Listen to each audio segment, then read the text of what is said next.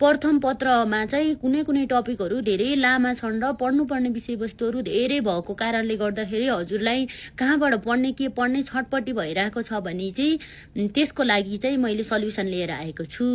प्रथम पत्र तयारी गर्दाखेरि चाहिँ छोटो छोटो टपिकहरूबाट सुरु गर्नु। जस्तै सुरुमा संविधान छोटो छ, त्यसपछि आर्थिक पक्षहरू जस्तै बजेट योजनाको कुराहरू चाहिँ थोरै नै हुन्छ, प्रत्येक वर्ष चाहिँ चेन्ज भइरहेको हुन्छ। तपाईँलाई यो अप्सन नदिकन पनि आउन सक्ने गरी पढ्नु, किन भन्दा सेकेन्ड पेपरमा तपाईँलाई तथ्यगत कुराहरू लेख्नलाई एकदमै हेल्प हुन्छ।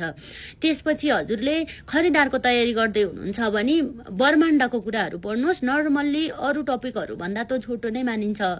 त्यसपछि हजुरले विश्वको इतिहास पढ्नु। भूगोल धेरै लामो छ, इतिहास छोटो छोटो छ, इतिहासबाट आउने क्वेसनहरू लिमिटेसन हुन्छ।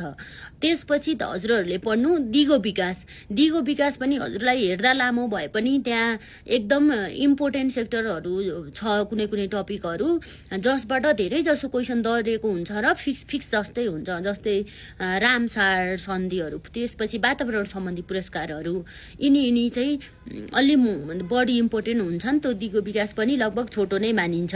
त्यसपछि हजुरहरूले दिगो विकाससँगै हजुरहरूले वातावरणको कुरालाई पनि सँगै लानुहुन्छ, त्यो सँगै रिलेटेड टपिक नै भयो।